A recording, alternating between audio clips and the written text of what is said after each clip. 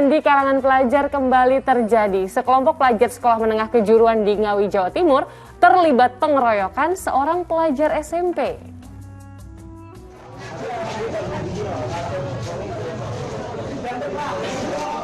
Di tempat penitipan sepeda di Kedung Galar, Ngawi, Jawa Timur inilah sejumlah pelajar SMK mengeroyok seorang pelajar SMP.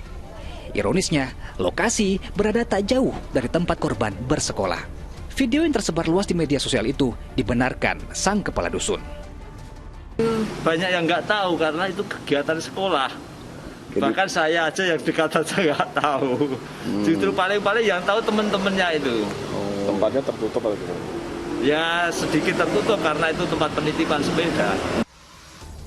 Jajaran aparat Polres Ngawi langsung bergerak usai video perundungan beredar di media sosial. Dari penyelidikan polisi, pengeroyokan dipicu emosi dari salah satu pelajar SMK yang melihat korban berbenturan dengan adik pelaku saat pertandingan sepak bola.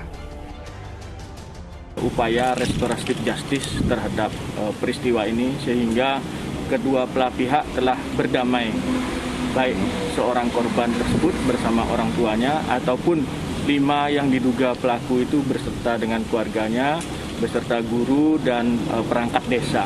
Jadi kita sudah mencapai sebuah upaya perdamaian melalui restoratif justice.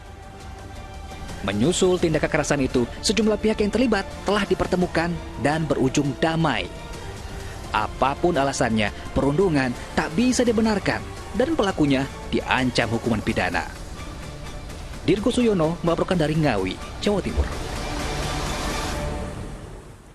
Ya, semoga seluruh pihak terkait dapat menjadikan kejadian ini sebagai pembelajaran karena perundungan bukanlah hal yang sepele, karena perundungan juga dapat membuat korban trauma. Ustaz, sedih banget ya kita ngelihatnya ya, melihat peristiwa perundungan atau bullying tadi yang dilakukan oleh pelajar tadi. Pandangan Ustaz terkait kejadian yang masih saja terus berulang ini seperti apa, Ustaz? Ya, saya khawatirnya kan saya punya anak gitu ya, laki-laki gitu. Takut sekali gitu, khawatir masuk ke dalam peristiwa itu ya, apakah menjadi perundung atau yang dirundung itu juga sama saja gitu. Karena saya selalu mengingatkan mereka gitu ya bahwa al-muslimu man salimal muslimuna min lisanihi wa yadihi. Jadi seorang muslim yang baik itu adalah orang muslim yang menyelamatkan muslim yang lainnya gitu dari keburukan lisan dan tangannya. Saya selalu mengingatkan mereka bahwa apa yang kita lakukan itu akan kembali kepada kita. Nah, karenanya jangan sampai kita itu membuli orang dan jangan sampai kita juga mau dibuli sama orang gitu ya. Kalau saya sampai menegaskan sama mereka kalau kita dibuli sama orang ya kita harus melawan itu gitu ya. Melawan dengan cara apa? Dengan cara yang hak tentunya gitu ya. Dengan cara menyelesaikan masalah tetapi tidak menimbulkan dampak yang buruk begitu. Jadi dengan sabar, dengan menghadapinya dengan kayak tadi ya dikeroyok begitu gitu, dia harus memang mengadukan itu gitu ya. Dia harus kemudian mencoba untuk bertahan di dalam permasalahan itu gitu. Karena ya memang sulit ya kalau sudah dikeroyok begitu kan itu bisa berbahaya sekali begitu. Nah, artinya memang kita khawatir lah terhadap permasalahan ini ya. Mudah-mudahan sih yang seperti ini tidak terjadi lagi gitu ya. Insyaallah. Amin Ustaz. Perlu adanya juga nggak sih Ustaz bimbingan dari keluarga gitu, orang tua atau guru misalnya yang bisa mengingatkan generasi muda gitu agar tidak lagi melakukan hal tidak terpuji seperti ini?